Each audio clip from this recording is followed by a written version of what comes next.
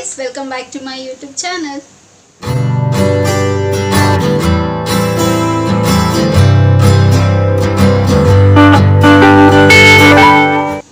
ಎಲ್ಲರೂ ಹೇಗಿದ್ದೀರಾ ಚೆನ್ನಾಗಿದ್ದೀರಾ ಅಂತ ಭಾವಿಸ್ತಾ ನನ್ನ ವಿಡಿಯೋನ ನಾನು ಇವತ್ತು ಶುರು ಮಾಡ್ತಾ ಇದ್ದೀನಿ.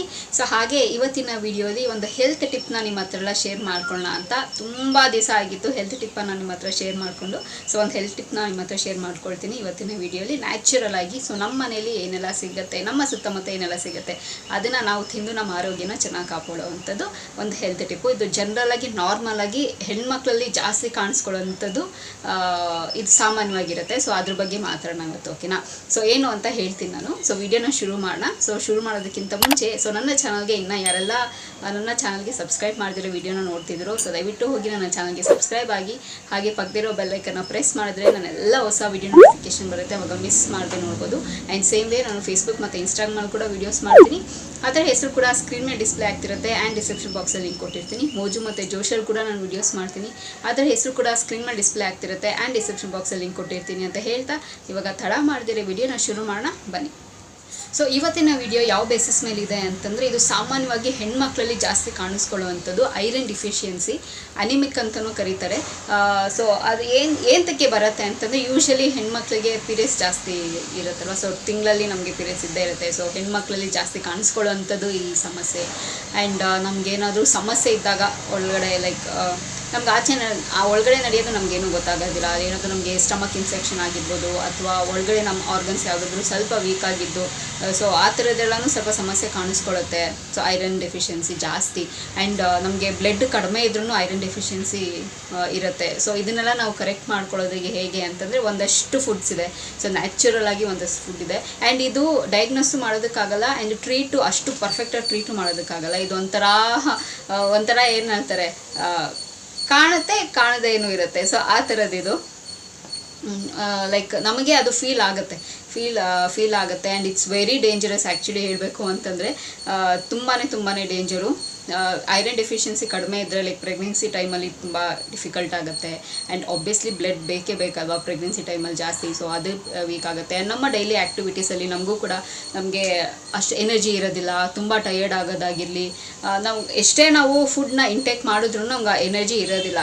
ಏನೋ ಒಂಥರ ಟಯರ್ಡು, ಏನೋ ಸುಸ್ತು, ತಲೆನೋವು, ಸೊ ಒಂದಷ್ಟು ಸಮಸ್ಯೆಗಳಾಗುತ್ತೆ.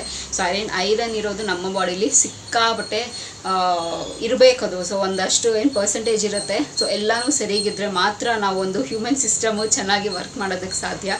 ಸೊ ಐರನ್ನು ಕೂಡ ಅಷ್ಟೇ, ಅದು ತುಂಬ ಇಂಪಾರ್ಟೆಂಟ್ ರೋಲ್ನ ಪ್ಲೇ ಮಾಡುತ್ತೆ ನಮ್ಮ ದೇಹದಲ್ಲಿ. ಸೊ ನಾವು ತುಂಬ ಚೆನ್ನಾಗಿ ಕಾಪಾಡ್ಕೋಬೇಕಾಗತ್ತೆ. ನಮ್ಮ ಐರನ್ ಎಲ್ಲೂ ಕಡಿಮೆ ಆಗ್ದಿರ, ಅನಿಮಿಕ್ ಆಗ್ದಿರ ನಾವು ನೋಡ್ಕೋಬೇಕಾಗತ್ತೆ. ಸ್ವಲ್ಪ ಜಾಸ್ತಿ ಬ್ಲಡ್ ಜಾಸ್ತಿ ಹೋದಾಗೇ ನಾವು ಅನಿಮಿಕ್ ಆಗೋದು. ಸೊ ಮೇನ್ ರೀಸನ್ ಅದೇ ಇರುತ್ತೆ. ಜಾಸ್ತಿ ಇದು ಹೆಣ್ಮಕ್ಳಲ್ಲೇ ಕಾಣಿಸ್ಕೊಳ್ಳೋದು. ಒಂದು ಪರ್ಸೆಂಟೇಜ್ ವೈಸ್ ನೋಡಿದ್ರೆ ಹೆಣ್ಮಕ್ಳಲ್ಲಿ ಜಾಸ್ತಿ ಕಾಣಿಸ್ಕೊಳುತ್ತೆ. ಸೊ ನಮ್ಮ ಬಾಡೀಲಿ ಐರನ್ ಡಿಫಿಷಿಯನ್ಸಿ ಕಡಿಮೆ ಇದೆ ಅನ್ನೋದನ್ನು ನಾವು ಹೇಗೆ ಕಂಡುಹಿಡಿಯೋದು ಅಂತ ಹೇಳಿದ್ರೆ, ಸೊ ಇದರ ಸಿಂಪ್ಟಮ್ಸ್ ಹೇಗಿರುತ್ತೆ ಅಂತಂದರೆ, ತುಂಬ ಹೇರ್ ಫಾಲ್ ಆಗುತ್ತೆ, ರೂಟಿಂದ ಹೇರ್ ಫಾಲ್ ಆಗುತ್ತೆ. ಎಸ್, ಸೊ ನಾವು ಏನೋ ಬೇರೆ ಅಂದ್ಕೊಂಡಿರ್ತೀವಿ, ಬಟ್ ಅದು ಬೇರೆಯೇ ಕಾಸ್ ಆಗಿರುತ್ತೆ. ಸೊ ನಾವೇನು ಅಂದ್ಕೊಂಡಿರ್ತೀವಿ, ತುಂಬ ಡಸ್ಟ್ ಆಗಿರುತ್ತೆ, ನಾವು ಮೇಂಟೈನ್ ಮಾಡ್ತಿರಲ್ಲ ಅಂತ ಅಂದ್ಕೊಂಡಿರ್ತೀವಿ, ಬಟ್ ನಾಟ್.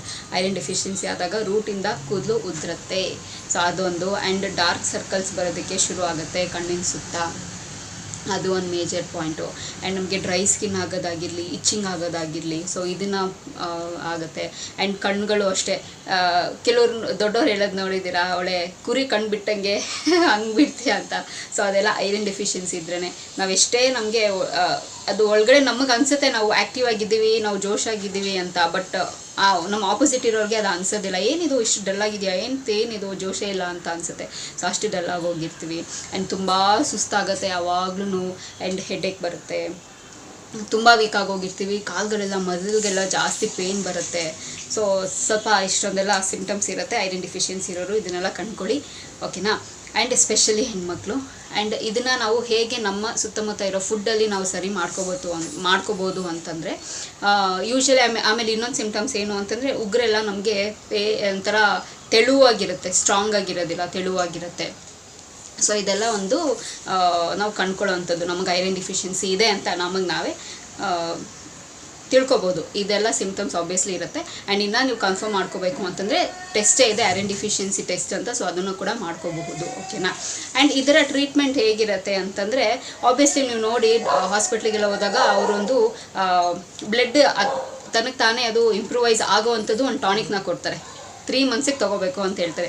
ಅದನ್ನು ತೊಗೊಂಡಾಗ ಎಲ್ಲ ಚೆನ್ನಾಗಿರುತ್ತೆ, ಸೂಪರಾಗಿರುತ್ತೆ. ಆ್ಯಂಡ್ ಅದಾದಮೇಲೆ ನೀವು ಅದನ್ನು ಯಾವಾಗ ಬಿಡ್ತಿರೋ ಆವಾಗ ನಿಮಗೆ ಇನ್ನೂ ರೆಗ್ಯುಲರಾಗಿ ಅದೇ ರೀತಿ ಶುರು ಆಗುತ್ತೆ, ಸುಸ್ತಾಗೋದು, ತಲೆನೋವು ಬರೋದು.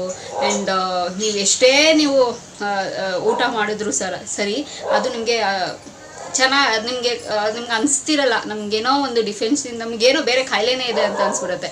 ಸೊ ಅಷ್ಟೊಂದು ಇದಾಗಿರುತ್ತೆ.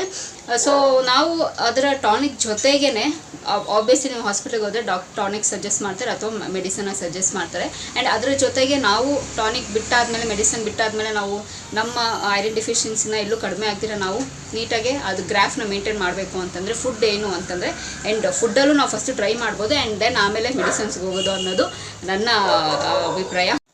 ಸಾಮಾನ್ಯವಾಗಿ ನೋಡಿ ಈಗಿನ ಜನ್ರೇಷನ್ ಮಕ್ಕಳೇ ನಾವೇ ತುಂಬ ಜಾಸ್ತಿ ವೀಕ್ ಇರೋದು. ಸೊ ನಮ್ಮ ಅಪ್ಪ ಅಮ್ಮಂದಿರೆಲ್ಲ ಎಷ್ಟು ಅಟ್ಲೀಸ್ಟ್ ಇಷ್ಟು ವಯಸ್ಸಲ್ಲೂ ಕೆಲಸ ಮಾಡಿ ಇದ್ದಾರೆ ಅಂತಂದರೆ ನಾವು ದೇವರನ್ನೇ ಹೇಳ್ತೀವಿ. ಅವರಷ್ಟು ವಯಸ್ಸಲ್ಲಿ ನಾವು ಇಷ್ಟೊಂದೆಲ್ಲ ಕೆಲಸ ಮಾಡೋದಕ್ಕೆ ಸಾಧ್ಯನೇ ಇಲ್ಲ. ಬಿಕಾಸ್ ಯಾಕೆ ಅಂತಂದರೆ ಅವ್ರು ಹಳೆ ಕಾಲದೆಲ್ಲ ಫುಡ್ಡೆಲ್ಲನೂ ಕನ್ಸ್ಯೂಮ್ ಮಾಡ್ಕೊಂಡು ಬಂದಿದ್ದಕ್ಕೆ ಅವ್ರು ಇಷ್ಟು ಸ್ಟ್ರಾಂಗ್ ಆಗಿರೋದಕ್ಕೆ ಸಾಧ್ಯ. ನಾವೆಲ್ಲ ಇವಾಗಲೇ ನಾವು ಹಿಂಗಾಗಿದ್ದೀವಿ, ಟೊಳ್ಳಾಗೋಗಿದ್ದೀವಿ. ನಾವು ತಿಂತಿರೋದೇ ಕೆಮಿಕಲ್ ಫುಡ್ ಇವಾಗ. ಸೊ ಕಾಂಟ್ ಹೆಲ್ಪ್, ನಾವು ಫುಡ್ ಇಂಟೇಕ್ ಮಾಡ್ತಿರೋದೇ ಆಗಿದೆ.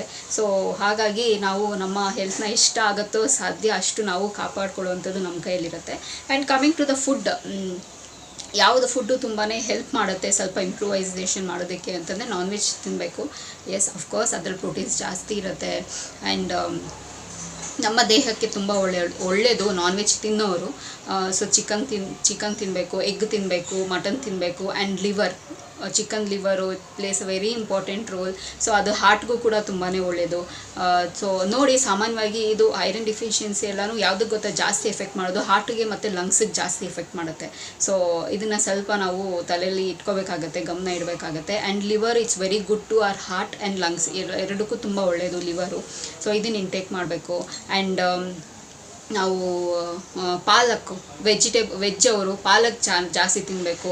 ಲೈಕ್ ಪಾಲಕ್ ಸೊಪ್ಪು ಮಾಡ್ಕೊಂಡು ತಿನ್ಬೋದು, ಜ್ಯೂಸ್ ಮಾಡ್ಕೊಂಡು ತಿನ್ಬೋದು, ಅಥವಾ ಪನ್ನೀರ್ ಜೊತೆ ನಾವು ಗ್ರೇವಿ ಥರ ಮಾಡ್ತೀವಿ ಅದನ್ನು ಜಾಸ್ತಿ ತಿನ್ಬೋದು. ಆ್ಯಂಡ್ ಆಲೂಗಡ್ಡೆ ಇದನ್ನು ತುಂಬ ಜಾಸ್ತಿ ಹೆಲ್ಪ್ ಮಾಡುತ್ತೆ. ಆ್ಯಂಡ್ ಡ್ರೈ ಫ್ರೂಟ್ಸು ಇದು ತುಂಬ ಹೆಲ್ಪ್ ಮಾಡುತ್ತೆ.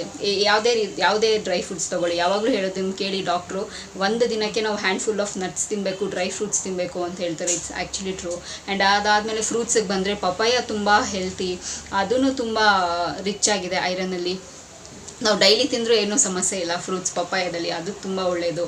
ಆ್ಯಂಡ್ ಫಿಶ್ಶು ನಾನ್ ವೆಜ್ಜಲ್ಲಿ, ಸೊ ಫಿಶ್ಶು ಒಂದಷ್ಟು ಇದನ್ನೆಲ್ಲನೂ ಕನ್ಸ್ಯೂಮ್ ಮಾಡ್ತಾ ಬರ್ತಾಯಿದ್ರೆ ಸ್ವಲ್ಪ ನಮಗೆ. ಆ್ಯಂಡ್ ಇದು ಬರುತ್ತಲ್ಲ ಏನದು ಸ್ಪ್ರೌಟ್ಸು, ಆಮೇಲೆ ಕಾಳುಗಳು, ನಾವು ಡೈಲಿ ಬಳಸುವಂಥ ಆಹಾರದಲ್ಲೇ ನಾವೇನು ಮಾಡ್ತೀವಿ ಸಾಮಾನ್ಯವಾಗಿ, ಆಬ್ವಿಯಸ್ಲಿ ನಮಗೆಲ್ಲ ಸ್ವಲ್ಪ ನಾವು ತುಂಬ ಬ್ಯುಸಿ ಇದೆ ನಮ್ಮ ಶೆಡ್ಯೂಲ್. ಇವಾಗೇನು ಓದೋದೇನು ಕಡಿಮೆ ಇಲ್ಲ. ಸೊ ಅವರು ಕೂಡ ಬ್ಯುಸಿ ಶೆಡ್ಯೂಲೇ ಇರುತ್ತೆ. ಆ್ಯಂಡ್ ವರ್ಕ್ ಮಾಡೋರದು ಅವ್ರದ್ದು ಕೂಡ ಬ್ಯುಸಿ ಶೆಡ್ಯೂಲ್ ಇರುತ್ತೆ. ಅಂತಂದರೆ ನನಗೆ ಸ್ಪೆಷಲಿ ನಾನು 24 hours ಸಾಲೋದೇ ಇಲ್ಲ. ಸೊ ಎಷ್ಟು ಮಾಡಿದ್ರೂ ಕಂಪ್ಲೀಟೇ ಆಗಲ್ಲ ಅನಿಸುತ್ತೆ ಒಂದು ದಿನದ ಟಾಸ್ಕು. ಸೊ ಹಾಗೆ ಸೊ ಎಲ್ಲೋ ನಾವು ಮರ್ತ್ಬಿಟ್ಟಿರ್ತೀವಿ. ಯೂಶ್ವಲಿ ಯಾವಾಗಲೂ ನೋಡಿ ನಮ್ಮ ಪ್ಲೇಟಲ್ಲಿ ರೈಸ್ ಇರಬೇಕು, ಪಲ್ಯ ಇರಬೇಕು, ಚಪಾತಿ ಇರಬೇಕು, ಆ್ಯಂಡ್ ಬೇರೆ 1-2-3 ಥರ ಪಲ್ಯ ಇರಬೇಕು, ತಿನ್ನಬೇಕು. ಸೊ ಆ ರೀತಿ ನಮ್ಮ ಫುಡ್ನ ನಾವು ಪ್ರೋಟೀನು, ಫೈಬರು ಎಲ್ಲನೂ ಇರಬೇಕು, ಎಲ್ಲನೂ ಮಿಕ್ಸ್ ನಾವು ತಿನ್ನಬೇಕು. ಸೊ ಸಾಮಾನ್ಯವಾಗಿ ನಾವೇನು ಮಾಡ್ತೀವಿ, ಅಯ್ಯೋ ಬಿಡಪ್ಪ ಟಯರ್ಡ್ ಆಗೋಗಿದೆ, ಒಂದು ಅನ್ನ ಇದ್ದರೆ ಸಾಕು, ಅನ್ನ ಸಾರು ಇದ್ದರೆ ಸಾಕು, ತಿಂದ್ಬಿಟ್ಟು ಮಲ್ಗೋಣ ಅತ್ಲಾಗಿ ಅಂತ ಅನಿಸ್ಬಿಡುತ್ತೆ. ಇಲ್ಲ ಒಂದು ಚಪಾತಿ ಇದ್ದರೆ ಸಾಕು, ತಿಂದ್ಬಿಟ್ಟು ಮಲ್ಕೊಂಬಿಡೋಣ ಅಂತ ಹಂಗಿರುತ್ತೆ. ಸೊ ನಾವು ಎಲ್ಲಿ ಜಾಸ್ತಿ ನಾವು ವೆಜಿಟೇಬಲ್ಸ್ನ, ಫ್ರೂಟ್ಸ್ನ ಕನ್ಸ್ಯೂಮ್ ಮಾಡ್ತೀವಿ, ಇವಾಗ ಇಂಪ್ರೂವೈಸೇಷನ್ ತಾನೇ ಆಗುತ್ತೆ. ಸೊ ಆ್ಯಂಡ್ ಸ್ವಲ್ಪ ನಾವು ಕೂಡ ಕಾಮ್ ಆಗಿರಬೇಕು. ಆ್ಯಂಡ್ ಸ್ವಲ್ಪ ನಮ್ಮ ಬಾಡಿನ ಆ್ಯಕ್ಟಿವ್ ಆಗಿ ಇಟ್ಕೊಳ್ಳೋದಕ್ಕೆ ಟ್ರೈ ಮಾಡಬೇಕು. ಸ್ವಲ್ಪ ವಾಕು, ಬೇರೆ ಏನಾದರೂ ಆ್ಯಕ್ಟಿವಿಟಿ, ಸೊ ಈ ಥರದನ್ನು ಮಾಡೋದ್ರಲ್ಲಿ ಸ್ವಲ್ಪ ನಮ್ಮ ಇಂಪ್ರೂವೈಸೇಷನ್ ಆಗುತ್ತೆ. ಆ್ಯಂಡ್ ಪ್ರೊಮೋಗ್ರಾನೇಟು ಮುಖ್ಯವಾಗಿದೆ. ಪ್ರೊಮೋಗ್ರಾನೇಟು ಇದು ಕೂಡ ನಮ್ಮ ದೇಹದಲ್ಲಿ ಬ್ಲಡ್ನ ಇನ್ನು ಇಂಪ್ರೂವೈಸ್ ಆಗೋದಕ್ಕೆ ಹೆಲ್ಪ್ ಮಾಡುತ್ತೆ. ಆ್ಯಂಡ್ ಬೀಟ್ರೋಟು ಅಷ್ಟೇ, ಇಟ್ಸ್ ವೆರಿ ಗುಡ್. ಡಾಕ್ಟ್ರ್ ಯಾವಾಗಲೂ ಇದನ್ನೇ ಸಜೆಸ್ಟ್ ಮಾಡೋದು, ಬೀಟ್ರೋಟ್ ತಿನ್ನಿ, ಪ್ರೊಮೋಗ್ರಾನೇಟ್ ತಿನ್ನಿ, ಇದನ್ನೇ ಜಾಸ್ತಿ ಅವರು ಅವ್ರು ಮೆಡಿಸಿನ್ಸ್ ಕೊಟ್ಟಿದ್ರು ಇದನ್ನು ಅವರು ಮೇನ್ ಫುಡ್ಡಲ್ಲೇ ನೀವು ಇದನ್ನು ಸರಿ ಮಾಡ್ಕೋಬೋದು ಅಂತ ಹೇಳ್ತಾರೆ. ಸೊ ಇದನ್ನು ಜಾಸ್ತಿ ಗಮನದಲ್ಲಿ ಇಟ್ಕೊಳ್ಳಿ ಆಯಿತಾ. ಸೊ ಈ ಫುಡ್ನೆಲ್ಲನೂ ಜಾಸ್ತಿ ಕನ್ಸ್ಯೂಮ್ ಮಾಡಿದ್ರೆ 100% ಹೇಳ್ತೀನಿ ನಿಧಾನವಾಗಿ. ಸೊ ಒನ್ ಟೈಮ್ ಎಲ್ಲ ಗ್ರಾಫ್ ಅಟ್ ಎ ಶಾರ್ಟ್ ನಿಮಗೆ ಬೇಗ ಇಲ್ಲಿಗೆ ಬಂದುಬಿಡೋದಿಲ್ಲ. ಸೊ ನೀವು ನಮ್ಮದು ಕೂಡ ಪ್ರಯತ್ನ ಇರಬೇಕಲ್ವ ಯಾವಾಗಲೂ ಏನಾದರೂ ಮಾಡಿದ್ರು. ಸೊ ನಾವು ರೆಗ್ಯುಲರಾಗಿ ಒಂದು ಕಂಟಿನ್ಯೂಸ್ ಆಗಿ ನಾವು ಇದನ್ನೆಲ್ಲ ನಾವು ಫುಡ್ಡಲ್ಲಿ ನಾವು ಅದನ್ನು ಆ್ಯಡ್ ಮಾಡ್ತಾ ಬಂದರೆ, ನಾವು ಕನ್ಸ್ಯೂಮ್ ಮಾಡ್ತಾ ಬಂದರೆ 100% ಹೇಳ್ತೀನಿ ಸರಿ ಹೋಗುತ್ತೆ. ಓಕೆನಾ. ಸೊ ಇದನ್ನು ಟ್ರೈ ಮಾಡಿ. ಯಾರಿಗೆಲ್ಲ ಈ ಸಮಸ್ಯೆ ಇದೆ ಪ್ರಾಬಬ್ಲಿ ಈ ವಿಡಿಯೋ ನಿಮಗೆಲ್ಲ ಯೂಸ್ಫುಲ್ ಆಗುತ್ತೆ ಅಂತ ಅಂದ್ಕೊಂಡಿದ್ದೀನಿ. 100% ಯೂಸ್ಫುಲ್ ಆಗುತ್ತೆ. ಇದನ್ನೆಲ್ಲ ಟ್ರೈ ಮಾಡಿ ಆ್ಯಂಡ್ ನಿಮಗೆಲ್ಲನೂ ಸರಿ ಹೋಗಿದೆ ಅಂಥೇಳಿ ನನಗೆ ಕಮೆಂಟ್ ಬಾಕ್ಸಲ್ಲಿ ತಿಳಿಸ್ಬೋದು. ಓಕೆನಾ. ಸೊ ಹಾಗೆ ಈ ವಿಡಿಯೋ ಇಲ್ಲಿಗೆ ನಿಲ್ಲಿಸ್ತಾ ಇದ್ದೀನಿ. ಒಂದಷ್ಟು ಇನ್ಫಾರ್ಮೇಷನ್ ನಿಮ್ಮ ಹತ್ರ ಶೇರ್ ಮಾಡ್ಕೋಬೇಕು ಅಂತ ಇತ್ತು. ಸೊ ನನಗೆ ಗೊತ್ತಿರೋಷ್ಟು ಇನ್ಫಾರ್ಮೇಷನು ಸೊ ಹೆಲ್ಪ್ಫುಲ್ ಆಗುತ್ತೆ. ಅಟ್ಲೀಸ್ಟ್ ಒಂದು 10 ಜನಕ್ಕೆ ಆಗಲ್ಲ ಅಂತಂದರೂ ಒಬ್ರಿಗಾದರೂ ಯೂಸ್ಫುಲ್ ಆಗುತ್ತೆ ಅನ್ನೋದು ನನ್ನ ಅಭಿಪ್ರಾಯ. ಸೊ ಯೂಸ್ ಮಾಡ್ಕೊಳ್ಳಿ. ಆ್ಯಂಡ್ ಯಾರಿಗಾದ್ರೂ ನಿಮ್ಮ ಫ್ಯಾಮಿಲಿ ಫ್ರೆಂಡ್ಸಲ್ಲಿ ಯಾರಿಗಾದ್ರೂ ಗೊತ್ತಿಲ್ಲ ಅಂತಂದರೆ ಶೇರ್ ಮಾಡಿ, ಹೇಳಿ.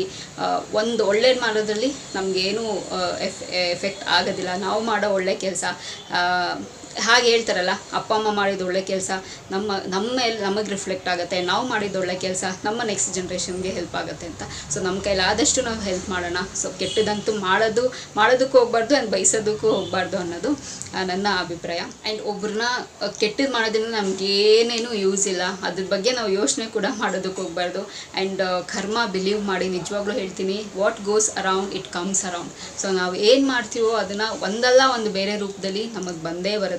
ಸೊ ನಾವು ಏನು ಮಾಡ್ತಿದ್ದೀವಿ, ನಮ್ಮ ಆ್ಯಕ್ಷನ್ಸ್ ಏನಿದೆ, ನಾವು ಕೇರ್ಫುಲ್ಲಾಗಿ ನಾವು ತೊಗೋಬೇಕಾಗುತ್ತೆ, ಕೇರ್ಫುಲ್ಲಾಗಿ ಮಾಡಬೇಕಾಗುತ್ತೆ.